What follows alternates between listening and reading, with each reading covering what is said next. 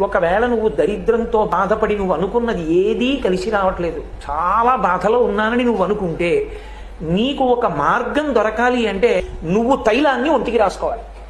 లక్ష్మి ఏది పట్టి ఉందో అది వదిలి లక్ష్మి పట్టుకోవాలి. లక్ష్మి పట్టుకోవడం అంటే నువ్వు సంతోషంగా ఉండాలి, ఆనందంగా ఉండాలి. ఇంతకుముందు చింకి గుడ్డలు విప్పి మంచి గుడ్డలు కట్టుకోవాలి, చక్కటి ఆభరణాలు పెట్టుకోవాలి, మంచి అన్నం తినాలి, కాలం కలిసి రావాలి. ఏ మాడుని బుద్ధిని అలక్ష్మి ఆవహించి ఉందో అది పోవడానికి మాడు మీద నూనె పెట్టించుకుని నువ్వుల నూనె ఒళ్ళంతా రాసుకోవాలి.